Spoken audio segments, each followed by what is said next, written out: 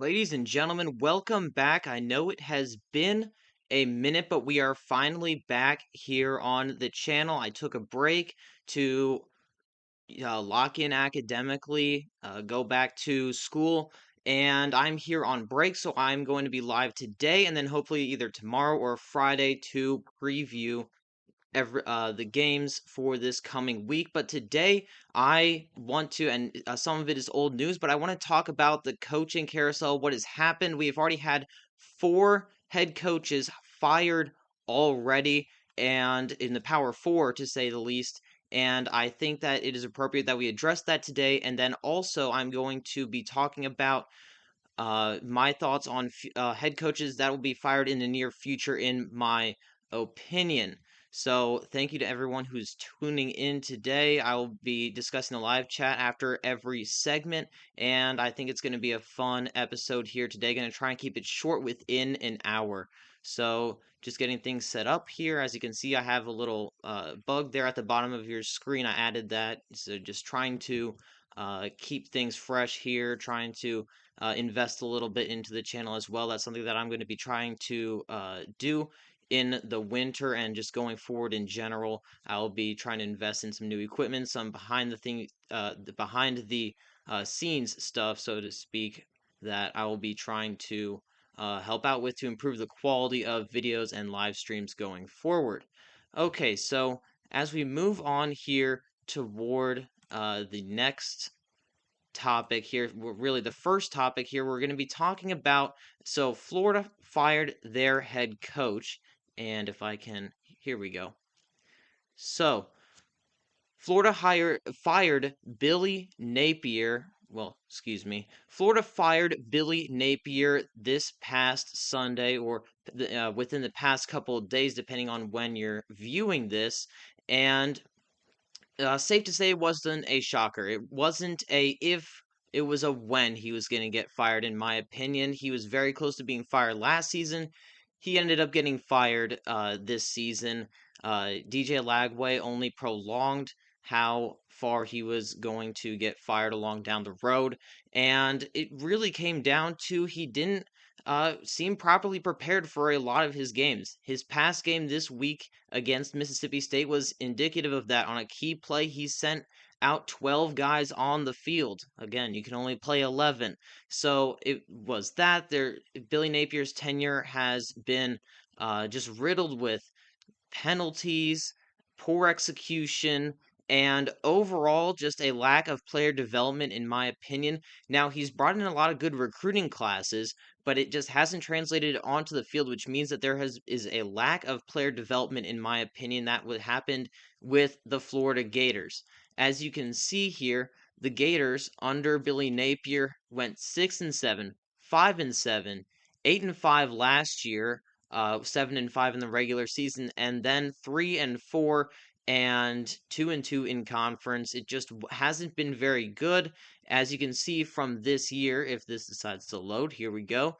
They lost to USF, they lost to LSU, to Miami, to Texas A&M, and they're not winning. They're not losing and being competitive when they lose. I mean, they were competitive against South Florida, but because that is South Florida and they pulled the upset, their wins are very scattered, and I think that um, the Gators really need to hone in on a better coach.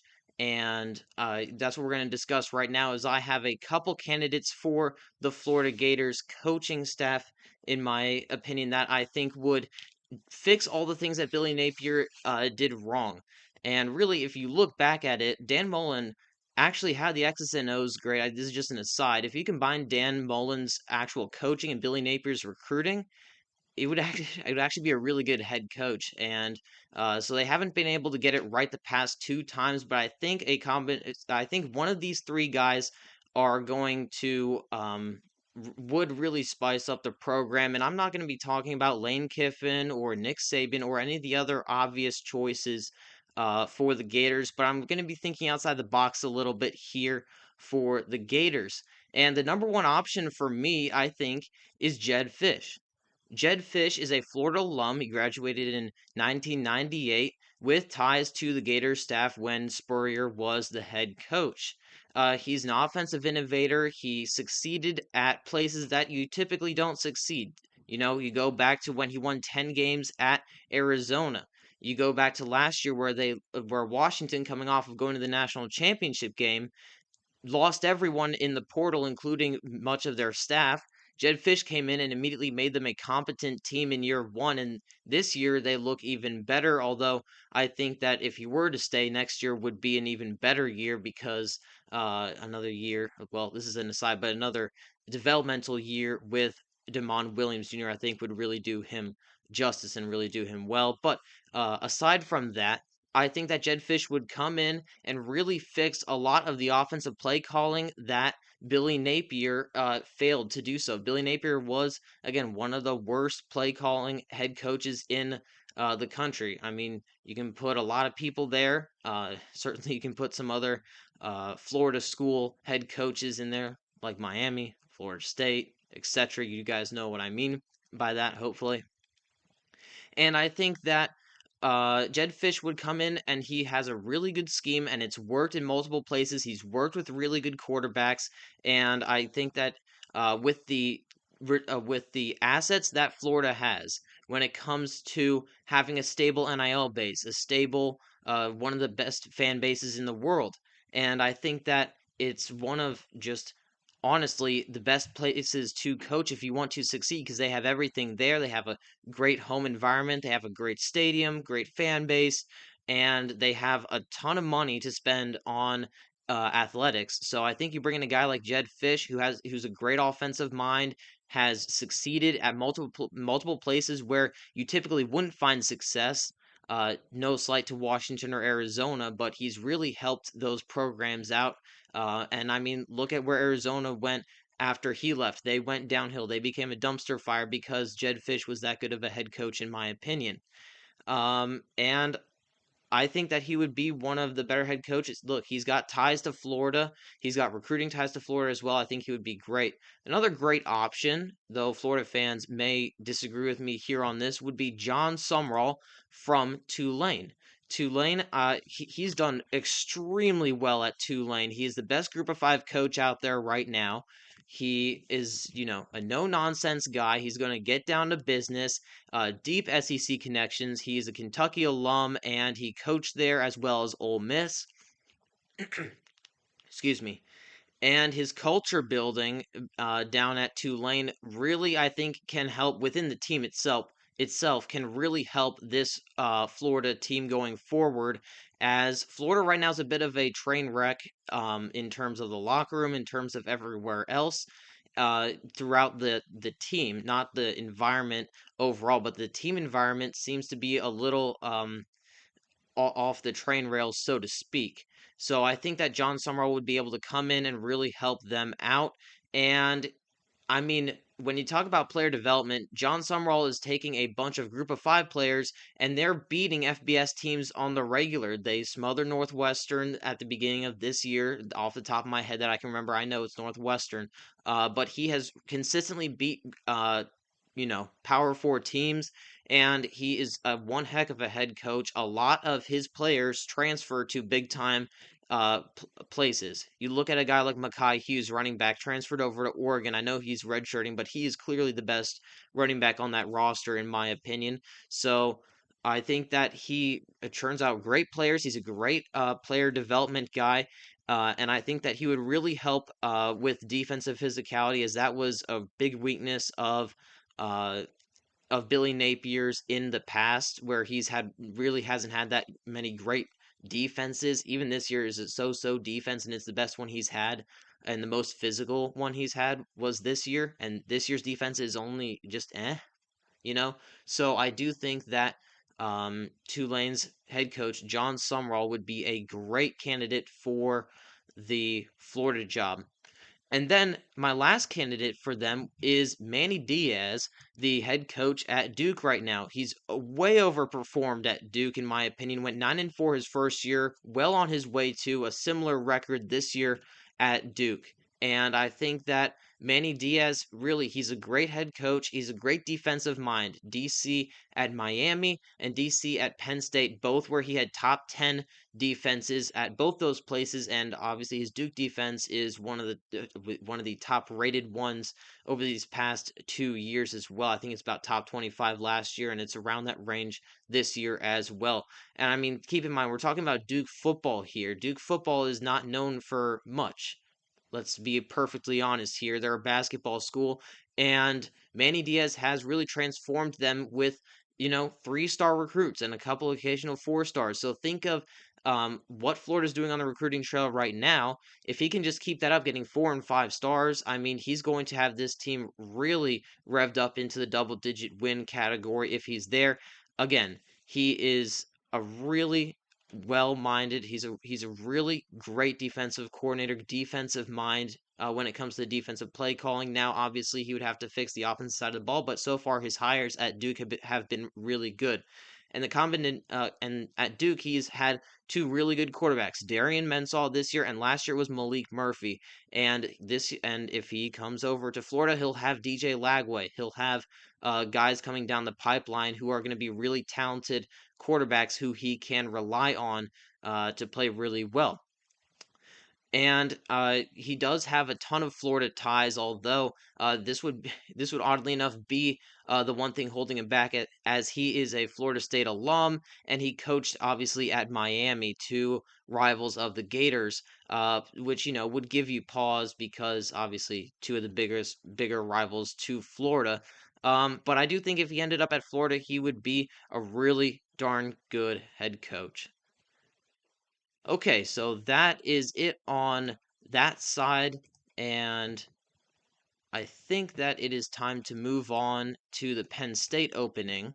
Here, if I can just go in and fix some things. Give me 1 second here.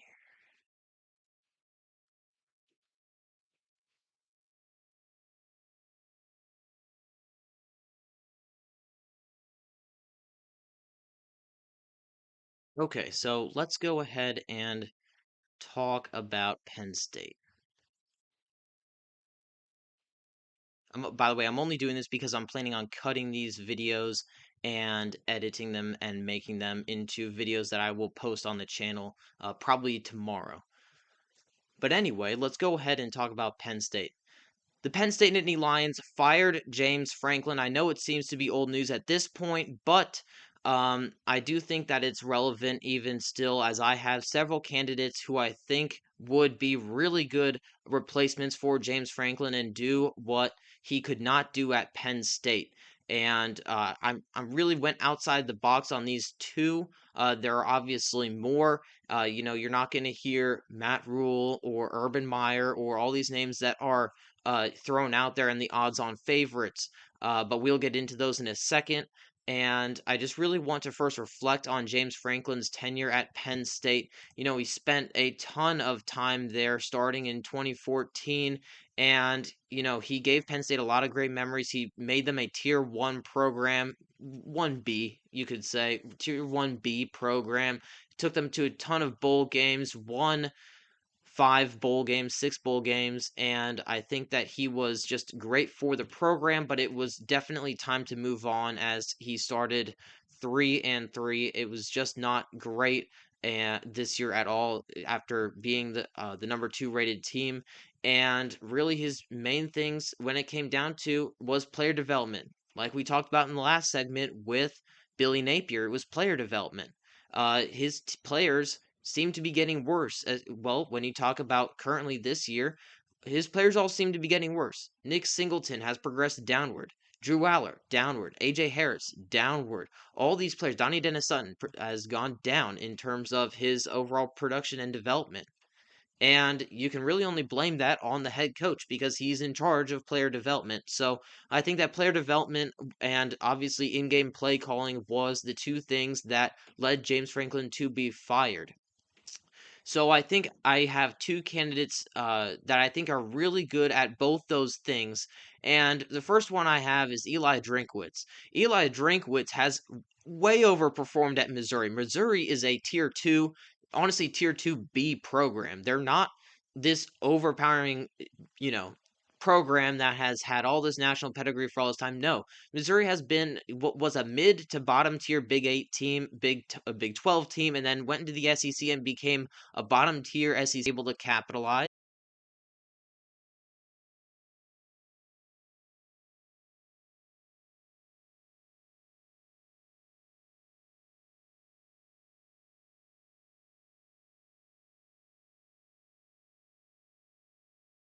Okay, so I think we are back here, and okay, so the internet went out. I'm very sorry. It is not great, but I will press forward here,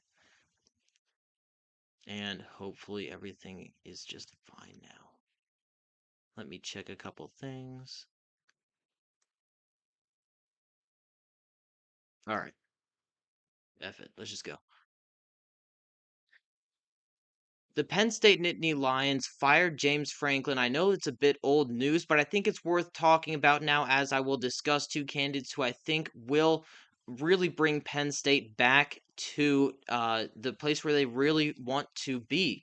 And I think that Uh, it's worth talking about James Franklin for a second here before we transition over, as you know, he had been there since 2014, been there 11, 12 years, and frankly, his window passed a couple years ago. His window was a couple years ago up until last year, and he failed to get to that national championship game, to win that national championship game, to beat Ohio State, to beat Michigan, and I think that it was high time for a change, and I think they made the right choice. And really, it came down to player development. You look at players this year like Drew Aller, Nick Singleton, AJ Harris, Donnie Dennis Sutton, Zane Durant. A lot of players regressed. You cannot have seniors regressing. You need to have them playing at their full potential by their last year. And James Franklin really never did that. And obviously his in-game play calling was not great as well. And I think there are two guys who will really help to alleviate that if Penn State ended up hiring them. The first one is Eli Drinkwitz. Eli Drinkwitz, I think, would be a perfect fit at Penn State. You look at what he did with Missouri. Missouri was a mid-tier team in the Big 12, went over to the SEC and became a bottom feeder there, really. And you look at what they have done, bottom tier to middle tier team in the SEC. I should take that back. But the point is that Eli Drinkwitz came there, and in his fourth, fifth, and now sixth year there, he has really overperformed. He has went 11-2, 10-3, now 6-1 this year, with two bowl wins to boot. And those bowl wins are important because that is something that James Franklin really couldn't do. He couldn't get to those playoff games and win. He couldn't really, get to the playoff games and win. I mean, he did, but again, that was Boise State and SMU, so it's a bit of an asterisk there. Excuse me. Eli Drinkwitz has overperformed at a middle tier team, so what will he do when he comes to Penn State, where he has pretty darn good resources and, just a really good tradition of success? I think that Eli Drinkwitz would, if he were to overperform at Penn State, would win a national title. Because that's what overperforming at Penn State looks like, and they just need someone who will stabilize the program at this point, and I think Eli could really do that. The next guy here is Jeff Brom. Jeff Brom is the ranked team's killer. He has beaten so many ranked teams at this point, going back to Purdue when he beat Ohio State and just other ranked teams. And now at Louisville, he has beaten a lot of ranked teams, beat Notre Dame when they were ranked really high, beat Miami just this past week, ranked number 2 in the country. So I think that Louisville, Jeff Brom, I think that his next step, he went from a low tier team in the Big Ten in Purdue to a middle tier team in the ACC in Louisville, and now he could go to a top tier team in the Big Ten. And again, this was where James Franklin struggled immensely. He could not win top 15 games. He couldn't. And Jeff Brom, that's all he does is win those top 15 games, top 15 ranked matched games. If you guys know what I'm saying, and I'm pretty sure you do. So I think Jeff Brom is an under the radar candidate who I think would really help out at Penn State, and I think he would do everything that James Franklin couldn't there at Penn State. Okay, so there is the Penn State segment. Let me just look over at the live stream, we do. Everyone seems to be good now. And so those were the two big segments here. Let's go on to another one here as I transition over to other openings. So we'll be talking about UCLA and Virginia Tech. Let me just do this. There we go. The UCLA Bruins fired head coach Deshaun Foster after only a year and a little bit. There he is right there. And safe to say they've done really good without him, but it begs the question, who is going to be their next head coach?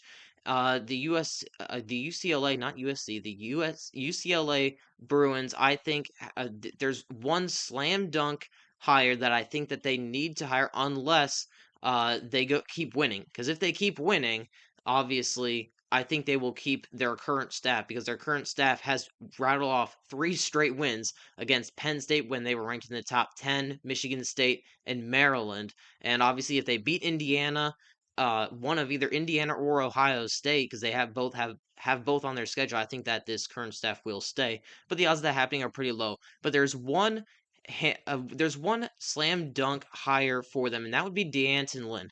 D'Anton Lynn he was a former defensive coordinator at UCLA in 2023. He had a great defense there. He went over to USC, fixed their porous defense, and now their defense is pretty darn good over at USC. And I think that if he went back to UCLA, he would bring that personal vibe because he's been there, he's done that. I'm pretty sure he graduated from there as well. And I think that he would just be a slam dunk hire. They wouldn't have to pay him as much as other high profile hires because obviously going from a defensive coordinator to a head coach. And I think that he would really help to stabilize the program. Although I really do think that they should keep some elements of this current coaching staff because whatever they got, they should keep because again they've routed off 3 straight Big Ten wins against really not. I mean, you could call Michigan State more of a bottom feeder, but Maryland's an okay program this year, and obviously Penn State at the time was a top 10 team. So I do think that UCLA it has a bright future ahead if they can keep Nico, although odds of him transferring are pretty high. But if they do hire D'Anton Lynn, I think that their future will be even brighter. The other opening that I want to discuss here is the Virginia Tech opening. Virginia Tech under Brent Pry was just really mid. As you can see, he arrived in 2022, went 3-8, 7-6, 6-7, and then 6-7, and then went 0-3 for the first 3 games of this year, and then got fired. So he had 2 500 seasons, went 6-6 in both the 23 and 24 season. So he just never was able to get over that hump. And I think there's 2 names that really stand out. Shane Beamer. Shane Beamer is a guy, his dad was the head coach at Virginia Tech for a long time, and if he were to get fired from South Carolina, which is a possibility, or if Virginia Tech ponies up the right amount of money, I think he would leave there. And the other guy is James Franklin. I think James Franklin could be an excellent head coach there. It's a more low profile place, a place that doesn't expect you to win right off the bat, so he can build his team, build his culture, and I think that Virginia Tech would be a great place for him to land. I think that James Franklin would be a great culture fit for Virginia Tech. The personal vibe there, it's kind of its own show down at Virginia Tech in Blacksburg, and I think that James Franklin would really fit in there. Okay, so that's wrapping up the openings. Now I want to talk about the 5 teams who I think jobs will open, just making sure that the stream is going good. It is. And okay, so let's go ahead and talk about that. There are a number of openings already in the Power Four at the head coaching position, but I think that this upcoming, well, let me restart. I think that this upcoming fall, not this upcoming fall, I think that this upcoming off season will have the most head coaching turnover in that we've seen in a very long time. Right now, we already have 4 openings: Florida, Penn State, UCLA, and Virginia Tech. I believe that we may have upwards of 5 more in addition to that. So we may have double digit or at least close to it head coaching openings at the Power 4 level by the time this is done. And where else should we start other than at Florida State? I think that Mike Norvell's done. I think that he is not going to stay there at Florida State. His press conferences right now are out of control. He doesn't seem to be controlling the team, and he did not really pick his staff well, and it's a very inconsistent team. He's a very inconsistent head coach. I mean, when it comes to play calling, when it comes to scheming up, when it comes to just overall, when 10-2, went 2-10, well 12-0, and then 2-10 last year, and now this year started out 3-0 and has dropped the last four. And I do think that he's just a really inconsistent head coach, and they need someone that's consistent to bring him in. And I'm not really going to speculate in this video what these guys could bring in because they haven't actually fired them yet. But I'm just saying that I think that it's inevitable that Mike Norvell will be fired at Florida State. And then at Auburn, at Hugh Freeze, I think that this is also pretty inevitable as well. Really, he has done a good job in roster construction, but he whiffed at quarterback twice in a row with Peyton Thorne, and now where it seems to be that he whiffed with Jackson Arnold. Excuse me. But I do think that bears a lot of significance. He doesn't seem to really want it bad enough, aka you guys know what I'm talking about. I could make a reference to him playing golf, but I'm not going to. But in any case, I think that Auburn should be in looking for a better head coach. They could hire a really good head coach. They could be a top tier program. They have a good amount of NIL, war chest money, and I think that they're a team with enough tradition to where they can really succeed if they have the right head coach. And this roster is ready to win. This roster was ready to win this year. This year was the breakout year for Auburn. They were supposed to win 8, 9, 10 games this year, but it doesn't look that way anymore. As this year, as we can see, obviously they beat Baylor close in a close game, won their two cupcakes, and then has lost four straight games in the SEC. And do I think that they'll even beat Arkansas? Probably not. Kentucky, they'll beat them because Kentucky's terrible this year, and they'll probably lose to Vanderbilt and Alabama to end the year. So you're looking at 7 losses, 6 or 7 losses for Auburn this season, and in year 3, that can't happen. So I think Hugh Freeze will be fired of this coming year. And just a name to watch is Brian Kelly. Do I think that he'll be fired? No. Should he be fired? I think so.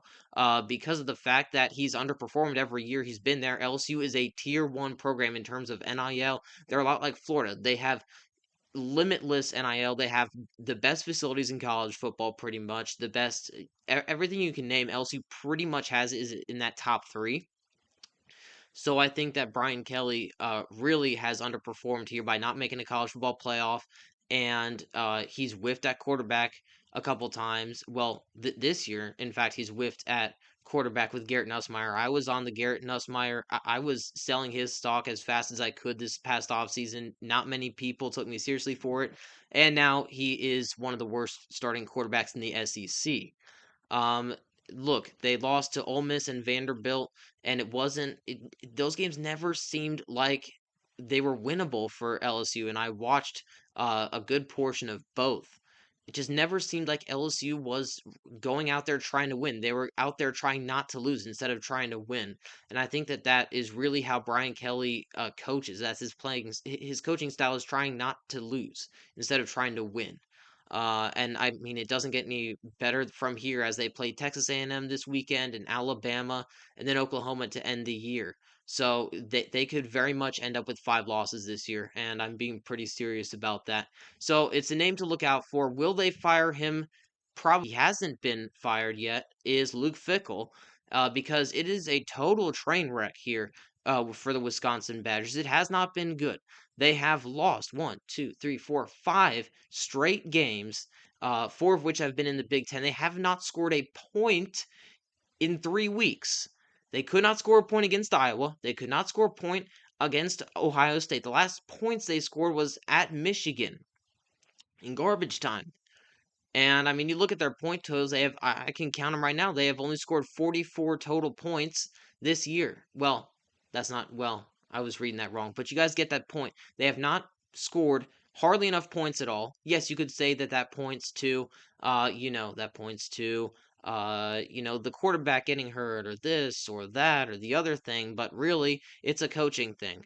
And Wisconsin is not intimidating to play anymore. As you can see here at the Big Ten standings, they are dead last. They're 2-5 overall, and they're about to lose at Oregon, lose at Indiana, lose versus Illinois, and they could possibly beat Washington at home, possibly, maybe, but I doubt it. And then they'll probably lose to Minnesota. They're going to end up now 2-10, 0-9 in the Big Ten. So I think that he will be fired, although I'm shocked that they haven't already. And the last one here is Greg Schiano. I'll be quick with this one. His main strength has been defense, and his defense is terrible now. And it's not very good. And their offense wasn't very good to begin with. And, they've just been a middling team. But I do think that Rutgers will end up uh, really. I think they'll end up firing Greg Schiano. I know we've been through this whole charade with Greg Schiano before, and they love him. But if they want to really get somewhat competitive, I think that they should go and fire Greg Schiano. So thank you so much for watching, and I'll see you guys in the next one. Okay, so that is the end of that segment. And it doesn't seem like we have too many viewers, so I do think that I will be ending this uh, pretty much right now. Alright, I will be back later, and I will be seeing you guys hopefully very soon. Bye-bye.